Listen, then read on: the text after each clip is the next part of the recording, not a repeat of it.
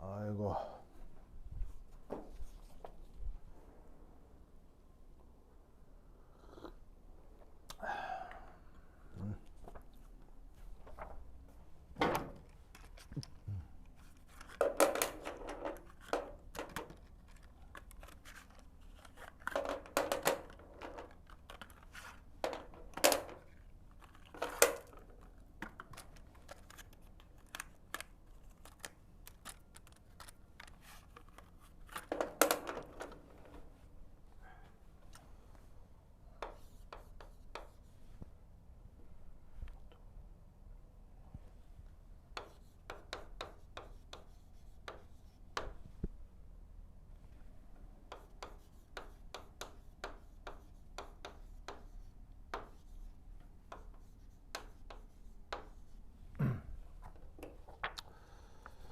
자, 보자.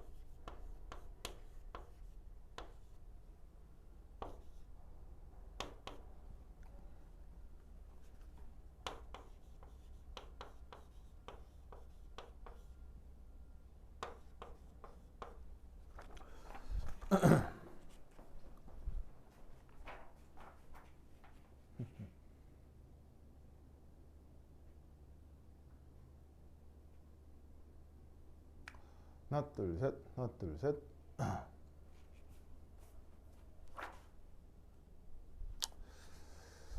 좋아.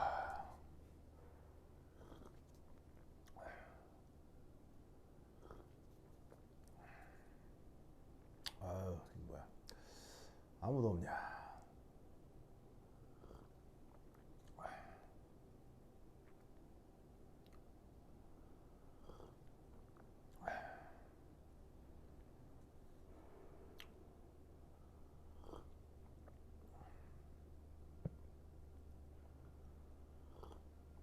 아유. 아유.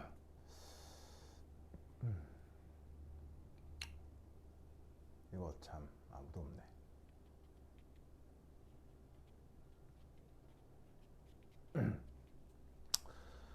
이거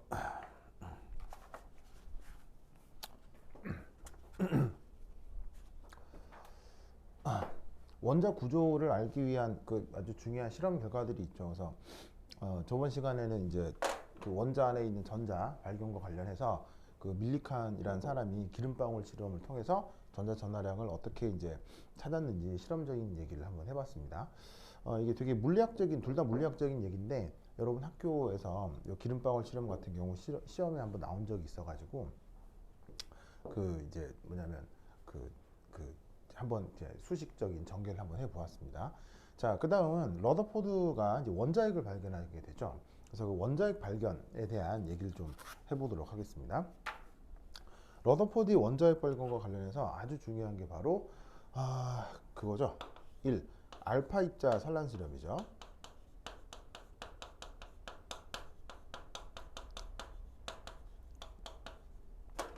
그래서 이 알파 입자라고 하는 게 뭐예요? 바로 힐륨 2포에 2 플러스 원자핵, 그러니까 이게 전하량이 2 플러스인 그 이제 플러스 입자입니다. 그래서 이놈을 이제 어디다가 던지냐면 바로 아주 얇은 금박. 그래서 금을 아주 얇게 펴서 얄푸리한 박을 만드는데 거기에다가 여기 있는 이 알파 입자를 휙 하고 던지죠. 그래서 이제 이 알파 입자가 금박에 맞고 그 다음 이제 어떤 일이 벌어지는지를 통해서 이제 원자 내부 구조를 알아보려고 했던 거예요. 러더포드라는 사람이. 그래서 이제 그 이쪽과 관련해서 시험에 나올 만한 거의 유일한 건 이겁니다.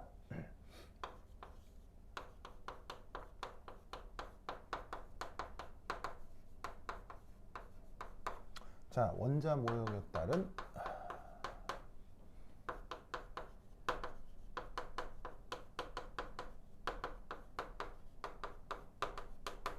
실험 결과 예측입니다.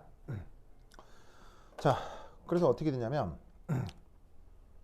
이 금박에다가 알파 입자를 던지고 이 알파 입자가 이제 어디론가 이제 뭐 튕겨 나오건 뭐 아니면은 뭐 투과에 나오건 어떻게 될 거 아니에요?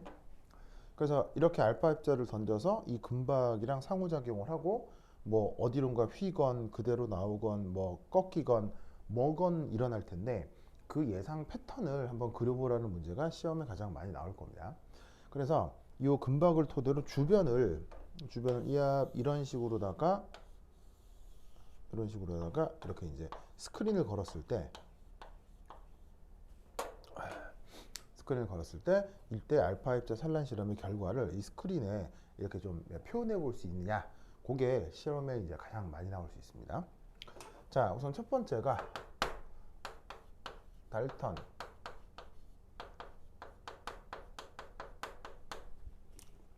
자, 달턴이라는 사람이 원자설을 제시했죠. 근데 이제 이 그 달턴의 원자는 보시다시피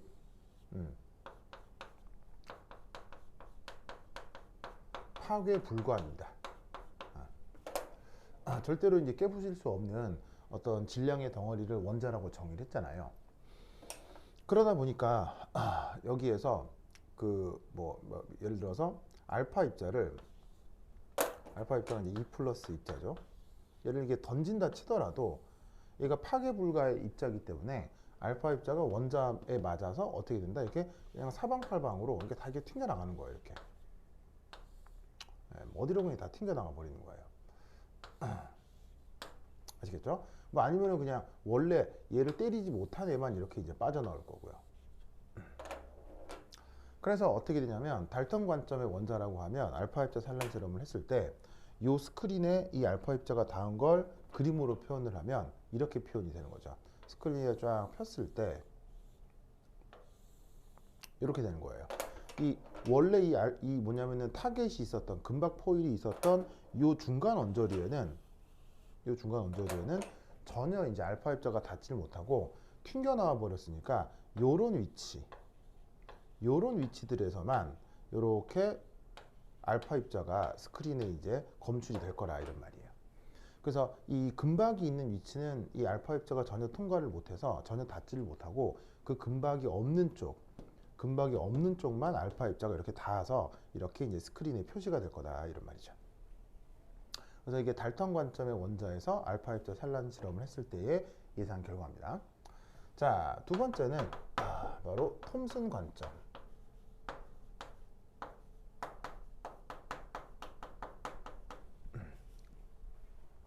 자, 톰슨 관점의 그 원자는 자, 어떤 구조를 가져야 되냐면 아주 말랑말랑해야 됩니다. 그러니까 쉽게 얘기하면 원자 구조가 아주 유동적이어야 한다는 거죠. 왜 톰슨 관점의 원자는 유동적이고 말랑말랑해야 되냐면 바로 여기에서 전자가 튀어나올 수 있기 때문입니다.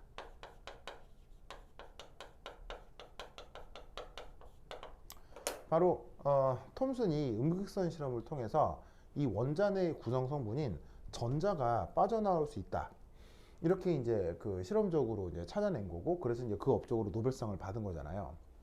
그러니까 톰슨이 단순히 그 전자 발견한 걸로만 이제 이렇게 큰 전자 발견한 걸로만 의미를 찾을 수도 있지만 거기에 추가적으로 이제 이런 생각을 해볼 수가 있다는 얘기예요. 바로 달턴 관점에 파괴 불가한 원자 모델이 이게 틀렸다라는 걸 그 톰슨이 얘기를 하고 있는 거예요. 왜냐하면 그 진짜로 이렇게 파괴 불가한 원자라면 여기에 만약에 이렇게 전자들이 원래 원자 안에 이렇게 있어도 파괴 불가하기 때문에 이런 전자들이 바깥쪽으로 튀어나오는 게 가능하겠어요? 불가능하겠어요? 달턴 관점이라면 이 전자들이 바깥쪽으로 빠져나오는 게 불가능하기 때문에 음극선 실험 자체가 안 된다고요.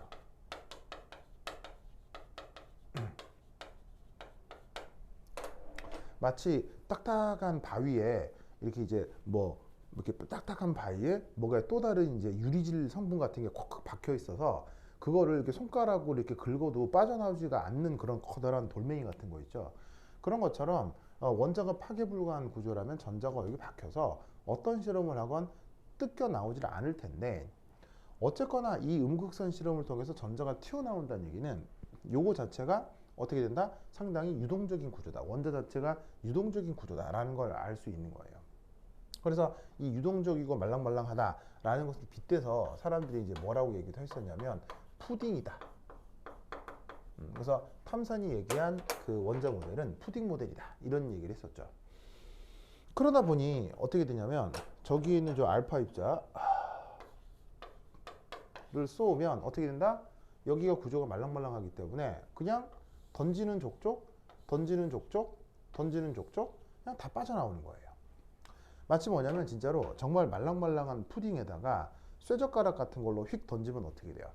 말랑말랑한 푸딩에 쇠젓가락에 촥 관통을 해버리겠죠. 그런 일들이 이렇게 벌어지게 된다 이런 말이에요. 그래서 어떻게 된다? 진짜로 원자 모델이 톰슨의 것이라면 어떻게? 이 알파 입자 산란 실험을 했을 때 이렇게 요 아까 얘기했던 것처럼 자, 요 보조선은 아까도 얘기했듯이 금박 근처 위치들인 거예요. 그러니까 이제 요 앞에 이제 금박이 있었고 알파 입자를 통과시켰던 거지. 그런데 그 금박이 있었던 그 위치에 어떻게 되겠어요? 요 알파 입자가 이런 식으로 몰려서 이렇게 측정이 될 거다 이런 말이에요. 그래서 어떻게 된다? 알파 입자는 이 금박, 그러니까 말랑말랑한 그 문자를 그대로 통과해서 이런 식의 어떤 그 패턴이 나올 수가 있다라는 거죠. 자, 그런데 이제 드디어 세 번째, 그 유명한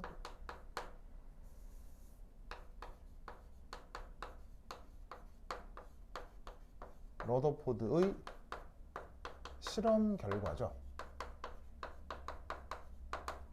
그리고 이제 그걸로부터 이 러더포드는 바로 원자핵을 이제 발견하게 된 거고요. 원자핵 모델은 어떻습니까? 보시다시피 자, 이런 식으로 이제 원자가 있을 때 여기 이제 원자핵이 중심에 이제 강하게 핵전화가 모여 있죠. 그럼 어떻게 되냐면 원자핵이 있고 주변에 이제 전자가 있는 전자 궤도가 있다고 쳤을 때 러더포드는 뭐라고 생각했었냐면 이런 곳들이 대부분 빈 공간이고 전자 외의 원자핵이 아주 적은 영역에 모여 있다 이런 얘기를 했었죠. 뭐 참고로 한번 뭐 수치를 한번 써보도록 하죠. 그래서 이제 예를 들면 러더포드가 생각하는 원자 모델입니다. 자, 원자핵이라고 하는 게 있는데 이 원자핵의 크기는 대략 10의 마이너스 15승 미터 정도의 크기가 되고요. 그리고 전체적으로는 이 전체 이 궤도 반지름이 전자가 존재하는 궤도의 크기는 대략 10의 마이너스 10승 미터 정도입니다. 여기에 이렇게 전자들이 이제 있는 거죠.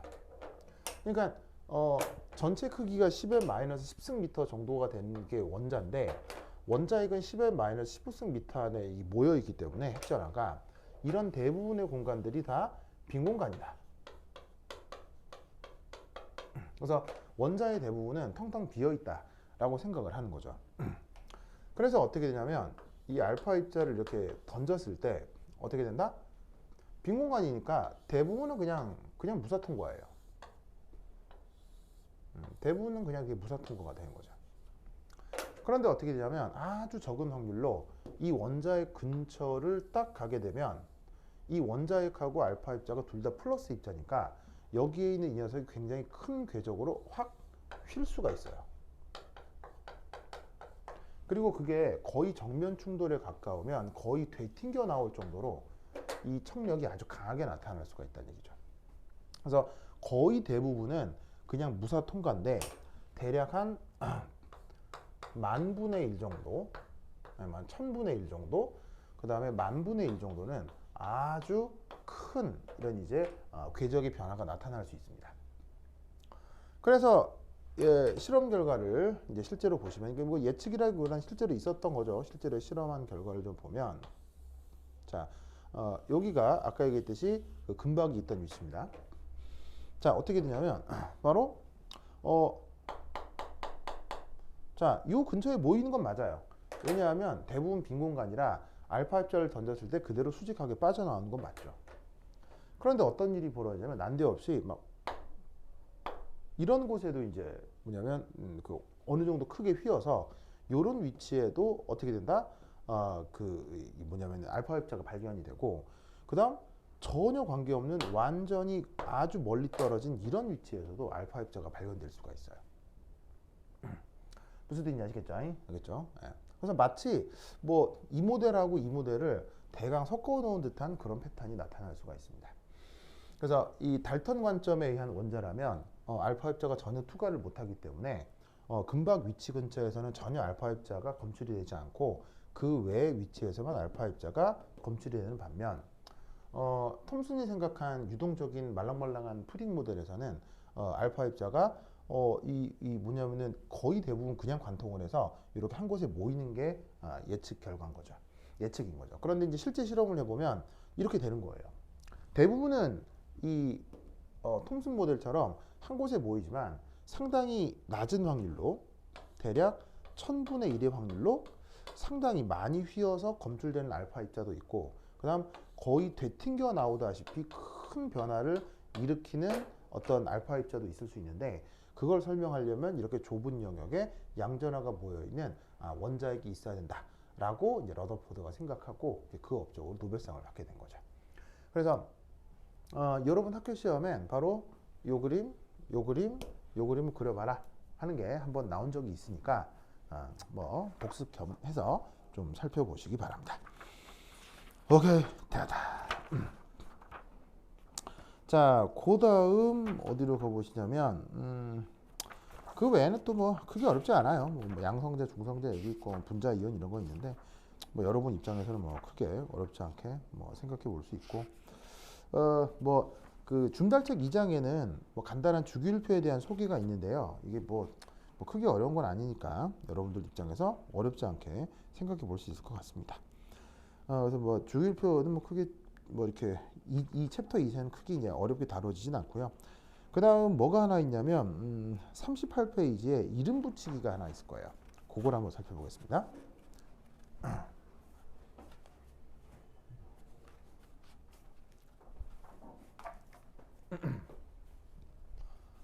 자, 뭐지?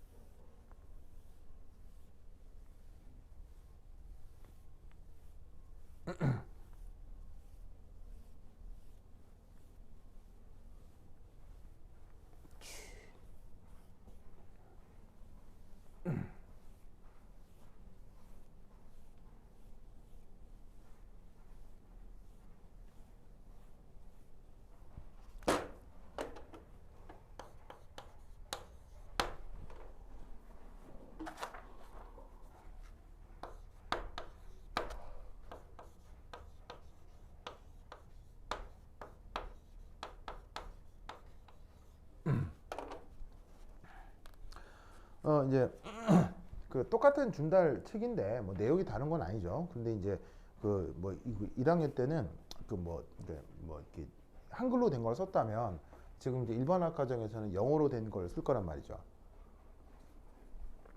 그러다 보면 이 이름 붙이기도 영어로 나올 거 아니에요? 그리고 몇몇 화합물의 이름 붙이기를 할 때 약간 아리까리 헷갈리는 것도 있을 수 있어요. 그래서 이제 그런 요소들까지 한번 복습 겸 또 영어로 쓰는 겸 해서 몇 가지 좀 이제 소개를 해드리도록 하겠습니다. 자, 그래서 그 뭐 한 장 넘기시면요. 한 장 넘기시면 제가 드린 교재 39페이지에 거기 이제 표 2.3이 있을 거예요. 그래서 표 2.3에 그 몇몇 양이온, 음이온들의 영어 이름들이 거기 잘 이렇게 나와 있습니다. 그래서 요거 이제 그 잘 기억을 해두시고요.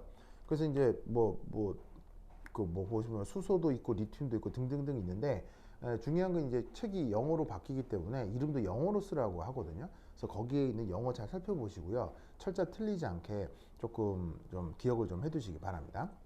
자, 이때 거기 이제 몇 개의 이름에 대해서 약간 이제 언급을 좀 해드리면 표 2.3에 있는 겁니다. 표 2.3에 있는 것 중에서 이름을 조금 이제 몇 개 말씀을 드리면 우선 여기서 그 다른 것들은 이제 잘 생각을 해볼 수가 있는데 몇몇 것만 이제 살짝 언급을 좀 하도록 하겠습니다. 우선 여기서 이 표에서 나와 있는 것 중에서 1. 이 슈쇼와 관련된 이름을 좀 살펴보도록 하겠습니다. 이게 요 슈쇼가 전자 배치가 어떻게 되냐면 얘가 최외각 전자가 한 개죠. 그래서 어떻게 되냐면 전자 배치가 1s1일 거라고요. 이럴 때 얘 이름은 뭐냐면 그 유명한 하이드로진이죠. 근데 보통 이제 수소는 어떻게 돼요? 이 최외각 전자 하나가 이렇게 이온화가 돼서 1 플러스 양이온이 될 거라 이런 말이에요. 그럴 경우 전자 배치는 어떻게 되겠어요? 1s 빵이 되겠죠. 그러면 이 1s 빵이 된 상태에서의 이름은 뭐예요? 바로 프로톤이죠. 그래서 이제 그 수소의 최외각 전자가 하나인데 그게 완전히 이온화된 상태의 이름이 프로톤입니다. 우리말로는 이제 뭐라고 번역해요? 양성자 이렇게 번역을 하죠. 여기 있는 하이드로진이 이제 수소 이렇게 번역을 하는 거고. 자, 근데 이제 아시다시피 이 1s 오비탈은 전자를 또 최대한 몇 개까지 받아들일 수 있어요. 전자를 2개까지 이렇게 받아들일 수가 있어요.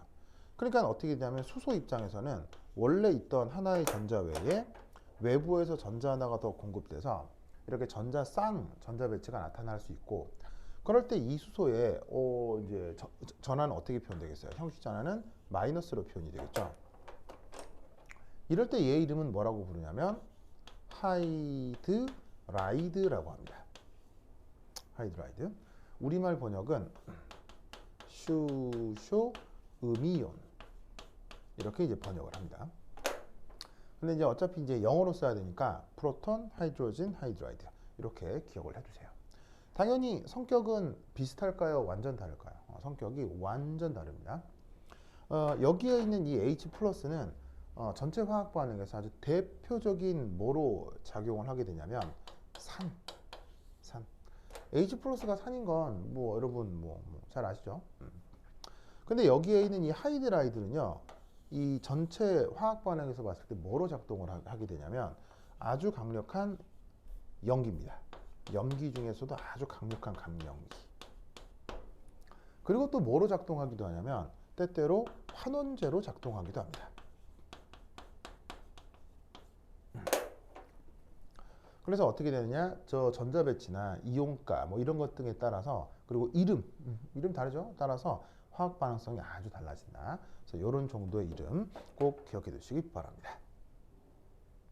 자, 두 번째는 바로 17쪽 원소. 자, 17쪽 원소에 대해서 그 이름을 한번 좀 살펴보면 17쪽 원소에 누가 있느냐? F, Cl, Br, I가 있죠. 그럼 이제 얘 이름은 어떻게 되느냐? 얘는 플루오린, 그 다음에 클로린, 그 다음에 브로마인, 아이오다인. 보이시죠? 그래서 17쪽 원소는 동일하게 어떤 어근을 갖냐면 바로 INE라는 어근으로 이제 표현을 해요. 그런데 이제 17쪽 원소들은 이제 옥텟 문제 때문에 음이온이 될 때 몇 가 음이온이 되죠? 다 1 마이너스, 1 마이너스, 1 마이너스가 되죠. 그럼 이럴 때 이름은 뭐로 바뀌냐면 얘네들이 다 1 마이너스가 되었을 때 이름은 어떻게 되느냐? 바로 플루오 라이드, 클로라이드, 브로마이드, 아이오다이드, 이렇게 이름이 바뀝니다. 그래서 뒤에 보시다시피 ID라는 이런 어근이 붙게 되죠. 그래서 할로젠 원소 같은 경우는 이런 식으로 중성일 때는 인 이렇게 표현이 되는데 음이온일 때는 아이드 이런 식으로 이제 표현을 해준다. 뭐 이 정도 이름 기억을 해주시면 좋겠습니다. 자, 그다음 그럼.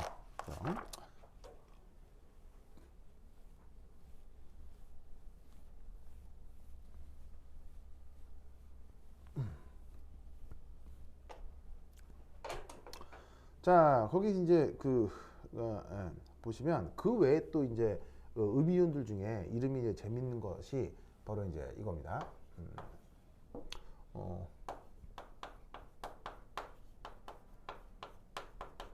여기 이제 어쩌다가 나오는데 뭐 4개가 있네요. 그 교재에서 소개하는 게 산소 2-, 황 2-, 질소 3-, 인 3-. 자, 이렇게 되어 있는 경우입니다. 그럼 얘 이름이 이제 각각 뭐냐면 얘를 옥사이드 이온이라고 하고요. 얘는 설파이드 이온이라고 하고요. 얘는 나이트라이드 이온이라고 하고요. 그 다음에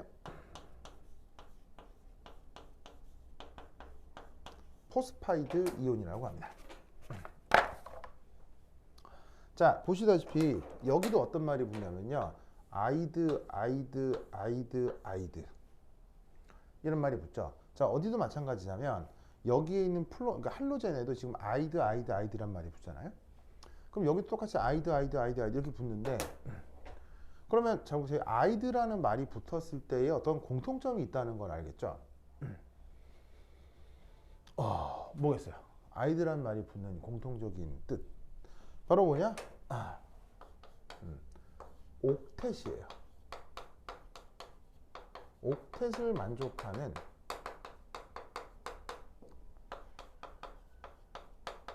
음이온을 이렇게 아이드라고 표현하는 거예요. 자, 여러분 잘 보세요. 이런 할로젠 같은 경우는 원래 최외곽 전자가 몇 개예요? 하나, 둘, 셋, 넷, 다섯, 여섯, 일곱 개인데 1 마이너스가 된다는 얘기는 여기 전자가 하나가 더 들어온다는 얘기죠. 그럼 옥텟 만족하잖아요. 그래서 음이온 표현에 이렇게 아이드라는 말을 쓰는 거예요. 옥텟을 만족하는 음이온이 되니까. 뭐 산소 2 마이너스 옥텟 만족하는 거 당연하잖아요. 산소의 최외곽 전자가 하나, 둘, 셋, 넷, 다섯, 여섯인데 2 마이너스라는 얘기는 여기 전자가 추가적으로 2개가 더 들어와서 이렇게 됐다는 얘기지. 옥텟 만족하죠? 전자 8개니까. 뭐 인도 한번 살펴볼까요? 인의 최외곽 전자는 하나, 둘, 셋, 넷, 5개죠. 근데 3 마이너스가 됐다는 얘기는 전자가 하나, 둘, 3개가 더 들어왔다는 얘기인데 이때도 뭘 만족해요? 옥텟을 만족하는 거죠. 그래서 보시다시피 할로젠에만 사실 아이드란 말이 붙는 게 아니라 다른 원소들에도 이렇게 음이온이 됐을 때 아이드란 말이 붙을 수 있고 그것의 의미는 그 음이온이 옥텟을 만족하고 있는 상황이다 라고 생각을 해두시면 되겠습니다. 알겠죠? 그래서 뭐 이런 정도 뭐 알아두시면 됩니다. 자, 뭐 그 외에 뭐 기본적인 이름들은 여러분들이 하도 잘 봐서 어렵지 않게 금방금방 알 수가 있는데 여기 이제 그 가장 그 이름 붙이기 중에서 시험에 거의 무조건 나온다. 시험에 거의 무조건 나온다라고 하는 게 몇 개가 있거든요. 그걸 한번 좀 살펴보도록 하겠습니다. 자, 어디로 가볼 것이냐? 어디로 가볼 거냐면 저기 중간에는 여러분들이 기본적으로 잘 알고요. 쭉 넘어가서 52페이지 한번 보도록 하겠습니다. 52페이지. 자, 제가 드린 교재 52페이지로 가봅시다.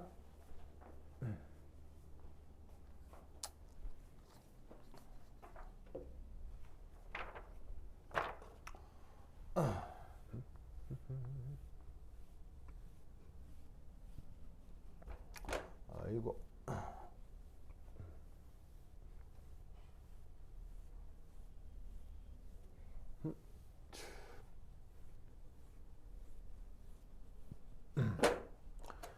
자, 거기 보시면 52페이지.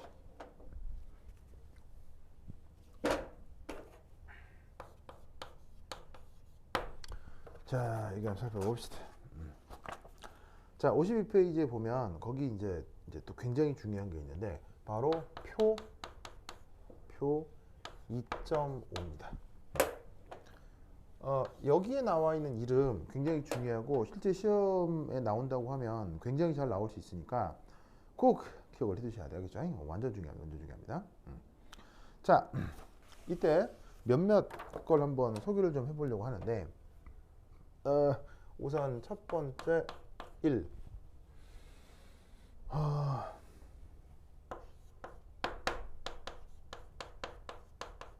자, 염소와 관련된 어떤 음이온에 대한 얘기입니다. 그래서 이제 표 2.5에는 이제 우리가 이제 원자단 음이온들의 이름이 이제 표현되는데 그 원자단 음이온들 중 몇몇 아주 중요한 거 시험에 잘 나올 수 있는 것들 몇 개를 소개를 해보도록 하겠습니다. 자, 첫 번째 예를 들었을 때 염소와 관련된 것이 있을 수 있거든요. 그러면 염소와 관련된 음이온 중에 뭐뭐뭐가 있을 수 있냐면 이런 게 있을 수 있습니다. 바로 ClO 라고 하고 얘가 전체적으로 1 마이너스 이런 음이온이 있을 수 있고요. 그 다음 ClO2 음이온도 있고요. 1 마이너스 음이온도 있고요.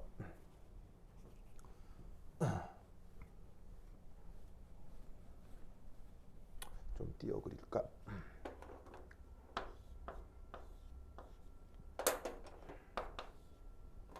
자, 그 다음 또 이제 어떤 음이온이 하나가 있을 수 있냐면 ClO3 음이온이 하나 있을 수 있습니다. 자, 그 다음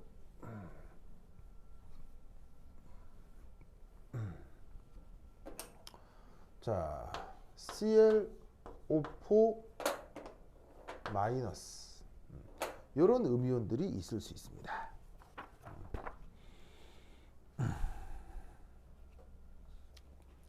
보이시죠?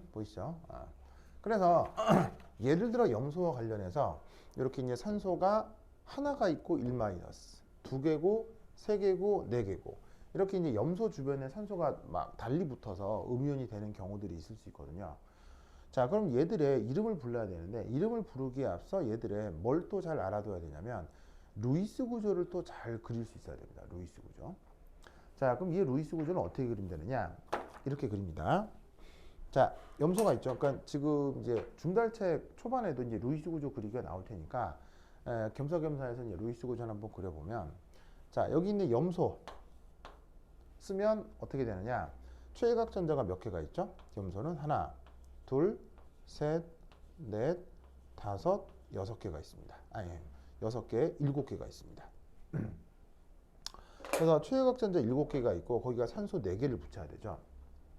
근데 이제 산소라고 하는 건 전기음성도가 상당히 크기 때문에 무조건 이 루이스 구조상에서 옥텟을 만족시켜야 돼요.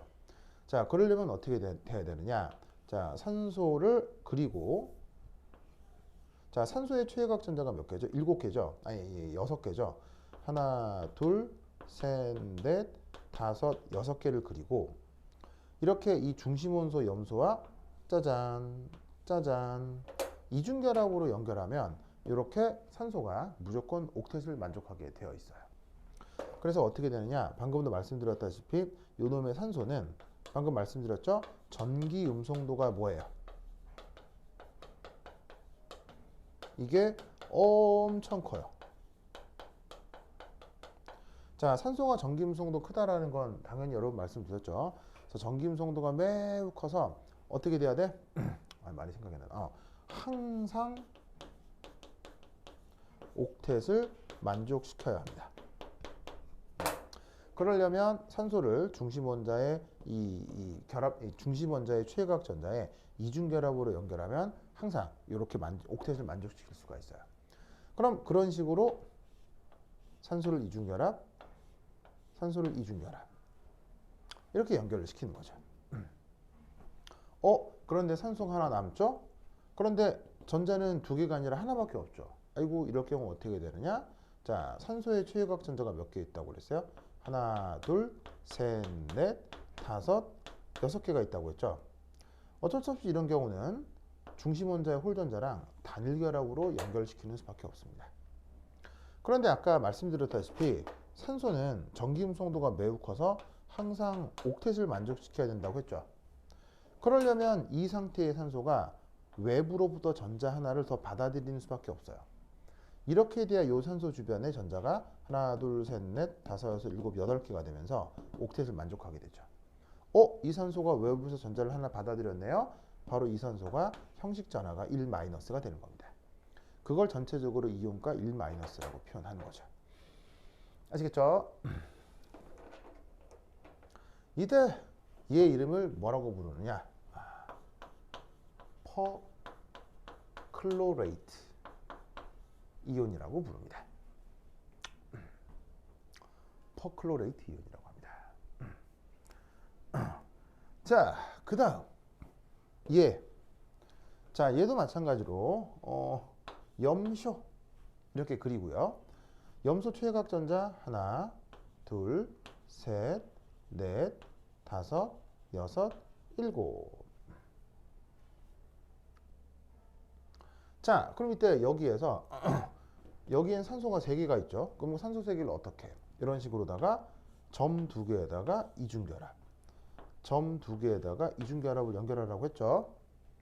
근데 점이 하나 있는 경우는 산소를 어떻게 결합시키라고 했어요? 바로 단일결합으로 연결을 시키고 그 다음 이렇게 비공호 전자쌍을 3쌍을 그려준 다음 이 산소에다가 형식전하 1-를 부여시키면 된다고요. 아시겠죠? 그러면 이때 얘 이름을 뭐라고 부르느냐? 얘 이름은 클로레이트라고 합니다.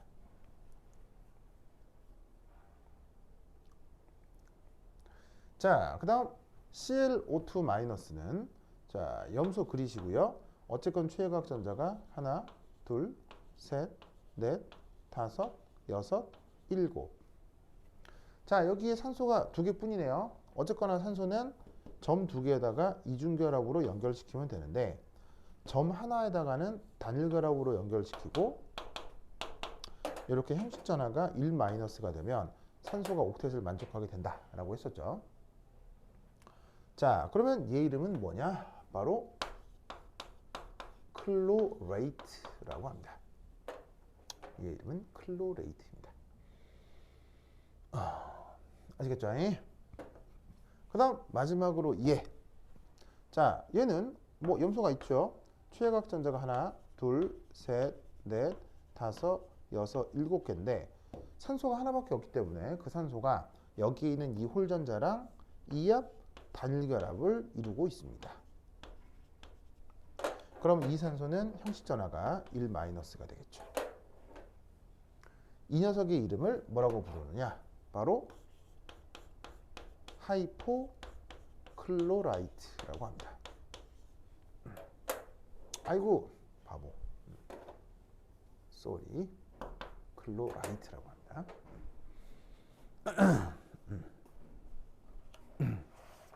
아이고.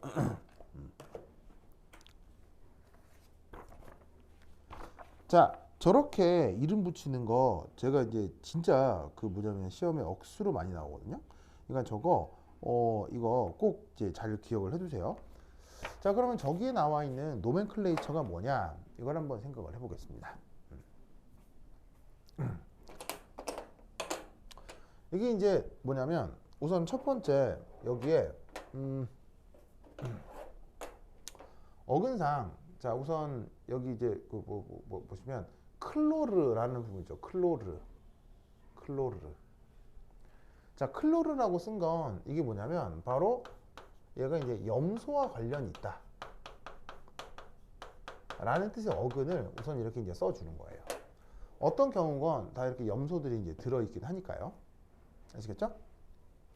자, 그런데 이때 여기서 에이트라는 말이 붙는 게 뭐냐면 에이트라는 말이 붙는 게 이제 뭐냐? 바로 산소 음이온을 뜻해요. 산소가 기본적으로 이제 음이온이 되는 그런 구조들에 대해서 에이트라는 말을 쓰는 겁니다. 그래서 염소가 관련되어 있는데 산소가 관여해서 음이온이 되고 있다라는 말로 이 클로레이트라는 말을 쓰고 있는 거예요. 무슨 뜻인지 아시겠죠? 그런데 이 클로레이트가 바로 이 여러 가지 음이온들이 있는 경우 이게 바로 기본꼴이에요. 기본꼴. 그러면 그 기본꼴이 어떻게 되느냐? 바로 이런 식으로 아이트라는 말이 붙는 거는 바로 에이트보다 산소가 하나 더 적을 때 사용하는 표현입니다. 그래서 에이트라는 이름을 부른 다음에 그 에이트라는 이름 속에서 그것보다 산소가 하나 더 적은 산소 음이온이 나타날 때는 아이트라는 이름을 써주는 거예요. 무슨 뜻인지 아시겠죠?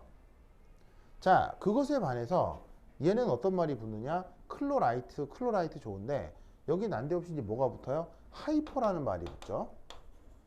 하이포. 자, 하이포라는 말의 뜻은 뭐다? 바로 전 단계의 아이트보다 산소가 하나 더 적을 때 쓰는 말입니다. 그러니까 기본 구조 하나를 두고 그걸 에이트라고 이제 미를 이제 잡아주는 거예요. 근데 그런 기본 구조에서 산소가 하나 줄어들 경우를 아이트라고 쓰고요. 산소가 또 하나 줄어들 경우를 하이포라는 이름을 붙여서 표기를 해주는 거예요. 자, 그리고 여기 보시면 뒤에 퍼라는 말 있죠. 퍼는 언제 붙느냐? 바로 얘는 앞서의 에이트보다 산소가 하나 더 많을 때 쓰는 이름입니다. 그러니까 얘가 기본적으로 아까 방금 말씀드렸다시피 기본꼴이에요. 그래서 얘를 토대로 하나 적을 때, 또 적을 때, 얘를 토대로 하나 많을 때 이런 식의 이제 그 이름들을 붙여주는 게 여기에 들어있는 그래머입니다.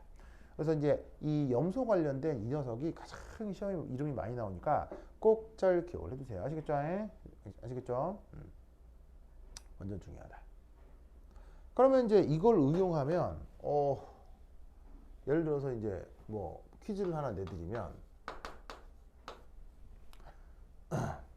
자, 이름을 만약에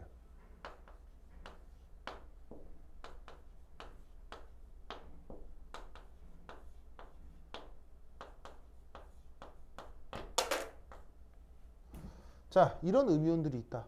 그럼 얘 이름들은 어떻게 표현하시면 되겠어요? 바로 얘 아이오데이트겠죠? 얘 아이오다이트겠죠? 얘 하이포 아이오다이트겠죠? 얘 퍼 아이오데이트겠죠? 자, 원리 아시겠어요? 지금 요 네 개는 여기 주어져 있는 얘네들이랑 우선 루이스 구조가 어떨까요? 루이스 구조가 완전히 똑같습니다. 루이스 구조가 똑같다는 얘기가 뭐냐면 지금 여기는 염소인데 아이오다인으로 다 바꾸어도 된다는 얘기죠. 그럼 아이오다인으로 다 바꾸면 똑같은 루이스 구조가 나타나는데 그때 이름을 어떻게 부른다? 이렇게 부르는 거예요. 이때 이제 뭐 재밌는 게 아까 염소가 들어있을 때는 클로르라는 어구를 쓴 건데 지금 아이오다인이 들어있을 때는 이렇게 아이오드 이게 이제 뭐다? 저기에 있는 저 아이오다인 요거 관련이다 라는 뜻인 거죠. 그래서 어떻게 된다? 그 어근을 넣고 자, 기본꼴이 뭐라고 해서 기본꼴이 이게 기본꼴이라고 했죠.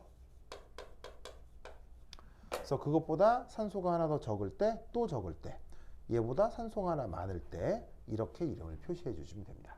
그래서 이 할로젠과 관련된 이렇게 산소가 닥치닥치 붙어 있는 음이온들에 대한 이름 붙이기가 시험에 가장 많이 출제될 수 있으니까 요거 꼭 잘 기억해 두시기 바랍니다. 됐다. 아이 좋아요.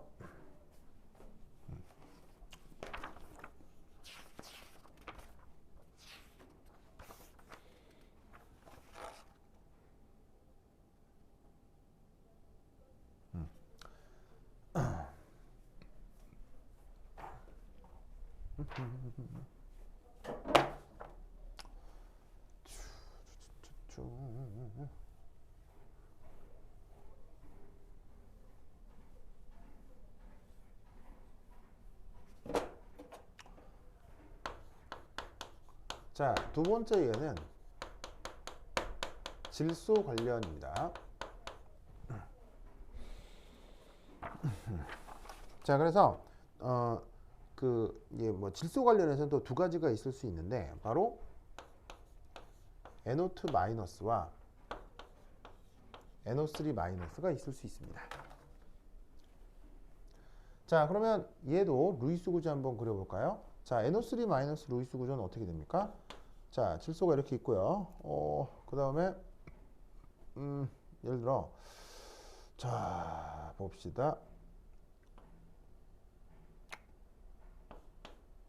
이압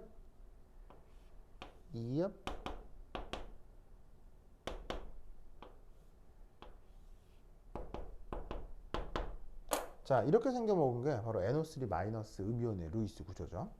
이때 형식 전화가 이오산소가 1 마이너스고 얘도 1 마이너스인데 이때 질소가 형식 전화가 1 플러스가 되죠. 이렇게 됩니다. 그러면 얘 이름을 뭐라고 부르느냐? 바로 나이트레이트라고 합니다.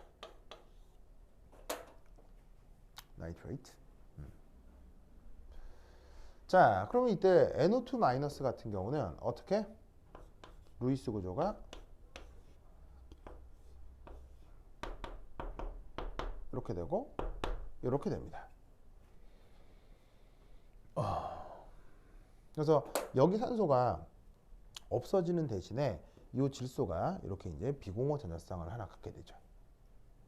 그럼 이때 산소가 요 산소가 형식전화가 마이너스가 되는데 이렇게 생겨먹은 음이온을 NO2 마이너스라고 하는 거예요.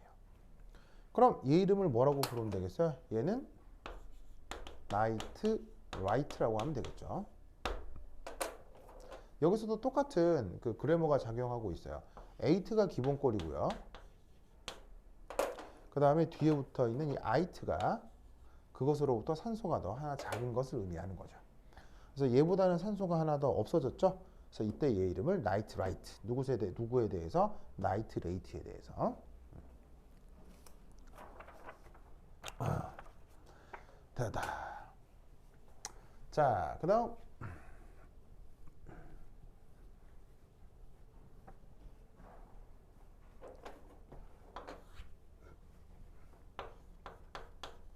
자, 세 번째 보시면 거기 이제 뭐가 있냐면 또 이게 인산 관련이 있을 수 있어요. 아까 뭐 질소 좋지만 뭐 질산 관련이라고 합시다. 질산 관련. 자, 인산 관련한 음이온 중에 뭐가 있을 수가 있냐면 바로 그 유명한 인에서 PO4 3- 음이온이 있죠. 자, 그럼 PO4 3- 음이온의 루이스 구조를 그리면 이렇게 될 겁니다. 인이라고 하고 인은 최외각 전자가 하나, 둘, 셋, 넷, 5개가 있어요. 여기에 산소 4개를 붙이는 방법은 이렇게겠죠. 바로 점 2개에다가 산소를 이중결합으로 붙이거나 점 하나에다가는 산소를 단일결합으로 붙일 수밖에 없는데 그럴 경우 산소가 옥텟을 만족하려면 산소가 비공호 산자를 3쌍씩 갖게 되면서 형식 전화가 마이너스, 마이너스, 마이너스다. 이렇게 표현하는 수가 있겠죠. 그래서 지금 보시다시피 PO4 3- 요거다. 자, 그러면 얘 이름을 이제 뭐라고 불러주면 되느냐? 얘 이름은 바로 포스페이트 이온입니다.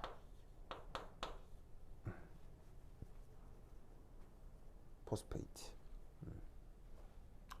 자, 포스페이트 이온인데 이때 이 포스페이트 이온은 또 이제 어떤 이온 음이온들이 이제 또 이제 주로 나타날 수가 있냐면 여기에 수소가 하나 더 붙어 있는 꼴들이 있을 수 있어요. 그럼 그게 어떤 꼴이냐면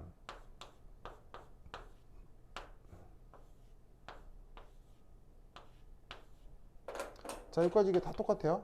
다 똑같아요. 그래서 이렇게 이중결합 산소 있고 형식전화 마이너스인 산소가 있는 것까지 똑같은데 이 한 자리 산소에 수소가 이렇게 덩달아 붙어버리는 거죠. 그리고 이렇게 되면 이 산소는 형식전화가 중성이 되는 거예요.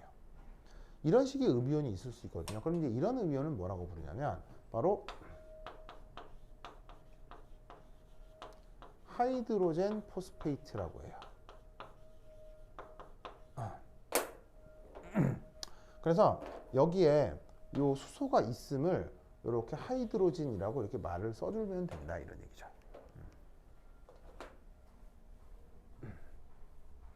아시겠죠? 오케이, 됐다.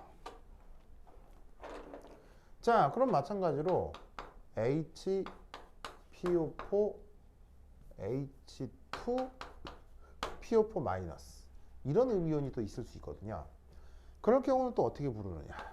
자, 여기에 짜잔, 짜잔, 짜잔 다 좋은데 수소가 2개가 있는 거야. 그럼 수소 2개가 여기 이렇게 하나 있고 예를 들어 여기 하나 있고 그러면 이 산소하고 이 산소가 형식전화가 중성이 되겠죠. 그런데 여전히 나머지 하나의 산소는 1- 이런 상황의 음이온을 뜻하는 거예요. 그럼 이때 얘 이름을 뭐라고 부른다? 얘는 다이하이드로젠 포스페이트라고 합니다. 그래서 수소가 있기 때문에 하이드로젠이라는 말을 쓰긴 하는 건데 그 수소가 지금 몇 개 있어요? 2개 있기 때문에 다이라는 말을 제 접두사를 이렇게 같이 표시를 해주는 겁니다.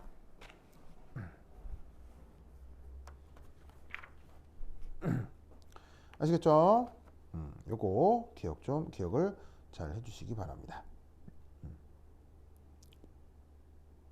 자, 그다음 노멘클레처 관련해서 그냥 뭐 아주 크게 어려운 건 아니기 때문에 몇 개 하나 좀 살펴보면 그 57페이지에 표 2.6 한번 볼까?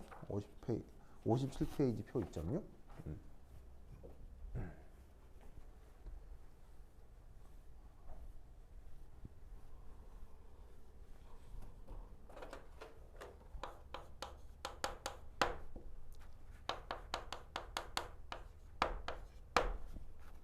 자, 57페이지 표 2.6을 보시면 거기에 그 여러 가지 그 접두사들이 나오고 있습니다. 동일한 것들이 반복해서 나올 때. 그래서 뭐 모노, 다이, 트라이, 테트라 뭐 이런 말들이 있는데 뭐 여러분들 뭐 여러 번 본 적 있을 거예요. 그래서 이제 관련해서 거기 이제 그 재밌는 예시가 하나가 있는데 거기 이제 그 57페이지 그리고 58페이지에 걸쳐 나오죠. 그래서 이제 예시가 어떤 화합물들이 있냐면 바로 N2O5 NO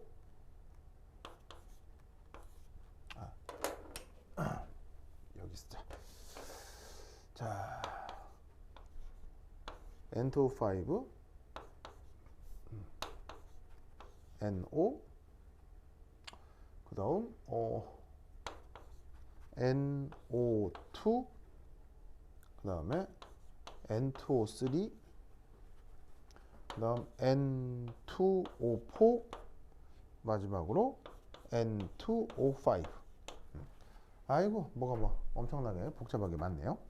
자, 이때 이 이름을 뭐라고 부른다? 이렇게 부른다는 얘기예요. 바로 다이 나이트로젠 다이 나이트로젠 모녹사이드 를 이렇게 불러준다는 얘기입니다. 그래서 보시다시피 다이란 말은 어디서 온 거냐면 요거. 그 다음 여기에서 옥사이드란 말의 뜻이 뭐예요? 바로 저기에 있는 저 산소 음이온을 뜻하는 거죠. 근데 여기 이제 모노라는 말이 하나가 더 붙었잖아요. 그게 하나라는 뜻입니다.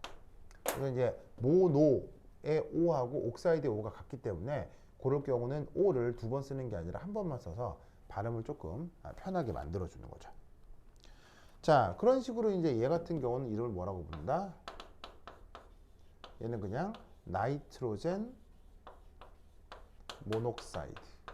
왜냐하면 여기는 질소가 하나가 있으니까요.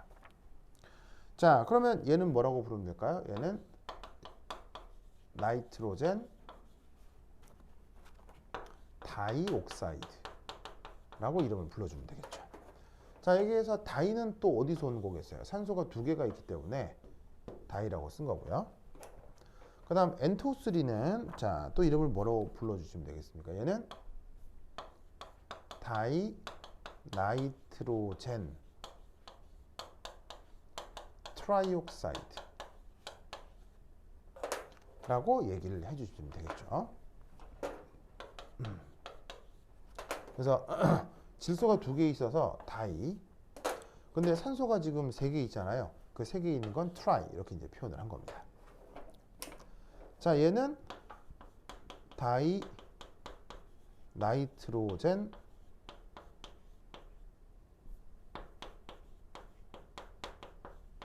테트록사이드라고 합니다. 자, 두 개 있어서 다이 쓴 건데요. 여기 보시면은 네 개가 있는 걸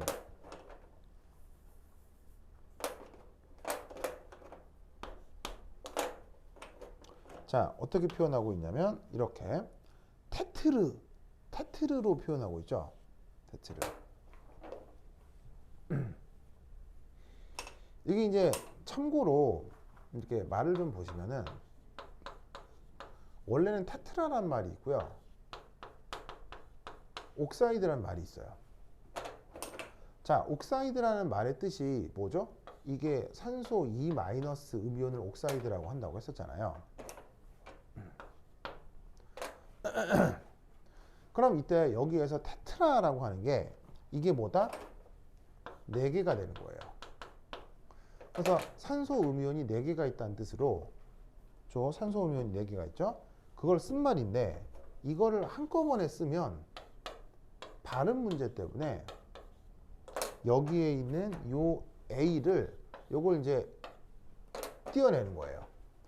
그래서 얘 읽을 때 테트록사이드라고 읽는 거죠. 그러니까 발음을 한번 해보시면 테트라옥사이드라고 얘기하면 발음이 좀 힘들어요. 그래서 영어에서는 이렇게 A하고 O가 합쳐져야 되는 경우는 A를 보내버리고 테트록사이드라고 연음을 시켜서 발음을 조금 더 부드럽게 만들어주는 거죠. 그래서 테트라옥사이드가 아니라 테트록사이드라고 이제 표현을 한다라는 거. 자, 그다음 N2O5는 얘는 다이나이트로젠 보시다시피 다이나이트로젠 펜톡사이드 라고 이제 이름을 쓸 수 있어요.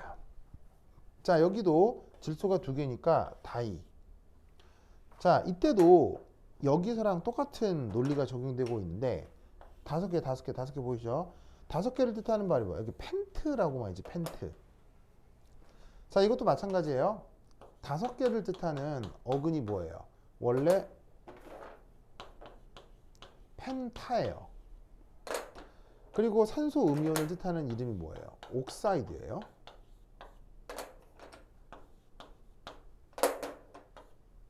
이 두 개를 합쳐 쓰는 거죠. 그래서 옥사이드가 5개 있어서 펜타옥사이드인데 아까 얘기했던 것처럼 펜타옥사이드라고 얘기를 하지 않고 펜톡사이드라고 말을 쓰는 거예요. 누구를 빼버려요? 발음 때문에 A를 빼버리는 거예요. 그래서 이 경우하고 이 경우에서 그 어근에 A가 빠져 있다는 거, 이것도 같이 살펴봐 주시기 바랍니다. 자, 이 외에 뭐 교재를 보시면 영어 이름 붙이기가 교재에 많이 나와 있을 거거든요. 그거 살펴보시면은 뭐 크게 어렵지 않게 문제를 풀어 나갈 수 있을 거예요. 자, 이렇게 준달책 2장을 마무리하도록 하겠습니다. 자, 그러면 한 10분 쉬었다가 3장으로 넘어가겠습니다.